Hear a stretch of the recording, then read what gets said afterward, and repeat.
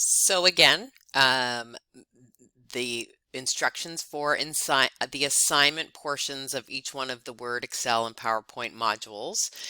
There will be instructions that will look very similar to this with a company name, what you're doing, and a getting started section where you need to make the change to that file and then save it accordingly. Again, in a place that you have organized for yourself in your OneDrive, if that's where you decide to save that.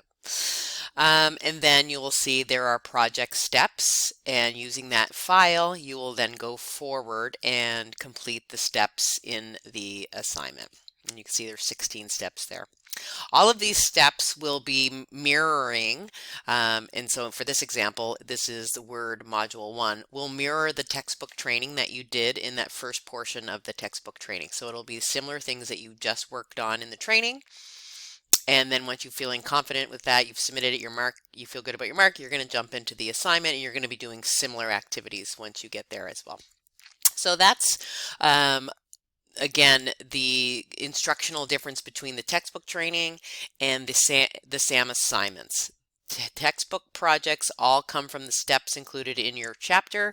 The assignments all come from the instructions that we downloaded from the download files box in that part of the MindTap. So let's say we have completed this assignment. Actually, I'm just going to I'll just go back to the textbook training. Let's say we've completed the textbook training. In that first portion of the textbook training, it gets you to change the file by putting your name on it, and you'll see that when I upload it. But again, you do that as part of your training in there, in that chapter. But I've completed it, and I'm ready to submit it.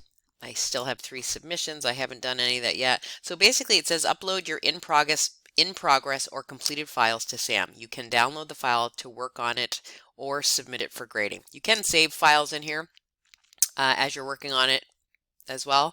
However, I wouldn't recommend, I mean, you could, you absolutely can, but I would also save it in your OneDrive somewhere that you can access from anywhere as well. But in this box is where you're going to submit to then submit it for a grade in the third box.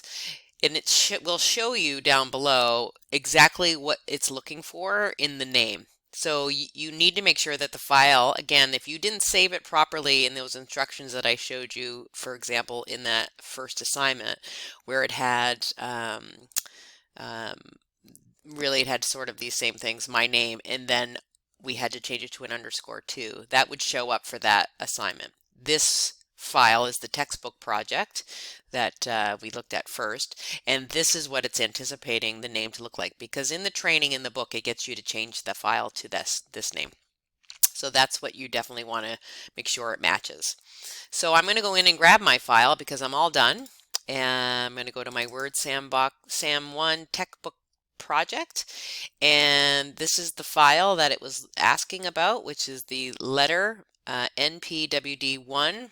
I'll just scroll this down or up. So the NP_WD_1_ letter_ care in case, no spaces. Yep. And again, as we said before, this, if it doesn't have the file extension on there, it's not a big deal. So basically you can either you can click to browse to open up this dialog box to search for a file, or you can just open the file. Oops, sorry. I'm just going to make that a little smaller because you can just drag and drop it right inside here. So I'm going to take that, drop it, and plop it in there. So you can see that it happened pretty quickly, and part of the reason for that is because I've already submitted it. So now I'm ready to submit again. So I'm attempting again. It's telling me I have this is attempt 2. I had attempt 2 on Monday. So I'm going to submit the one I just dropped in here.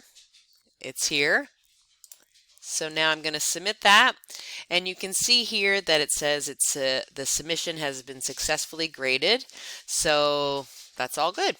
So now what? Now I'm going to go see how I did. So basically I can go into where it says graded summary report. There's also a study guide there that you can access and use as a resource in MindTap. So, but I want to see how I did. So I'm going to click on this. It's going to download my file. You just saw that download. It downloads the same name as what I had submitted, but it changes, as you can see. Down below in the left-hand corner, it changes to Karen Case underscore report, whereas the opening file was basically with the letter underscore Karen Case, and that was it. This one now has a report. So this is my file. It has my name on it. It's showing me that I got 100 out of 100. But basically, these are all the steps that you would have done in that project, essentially. And it shows you what the file will look like, which you're creating a letter. This is, again, they're all green. If there was any red, it would be a red X, and you could just go back to that and you can take a look and see where you went wrong. This is a time when, again, you have 2 more attempts. So if you got a couple of red ones, you would go back to your training or go back to the project, the step that you got incorrect, and you would also go back to your training in your textbook in the chapter and see that part that you were working on. So if it was correcting errors as you type, then you could go back and find out where you did that in the training as well, and use that to help you kind of troubleshoot and go through some of those potential errors that you maybe had and then fix them, and then you can resubmit. And that's basically how that works. Hopefully that's pretty straightforward. Again, if you have questions or you're unsure of something, please don't hesitate to contact me via email, or you can find me on Teams if I'm available. Again, Monday to Friday, 8:30 to 4:30 essentially. Yeah, I think that's it. Okay, take care.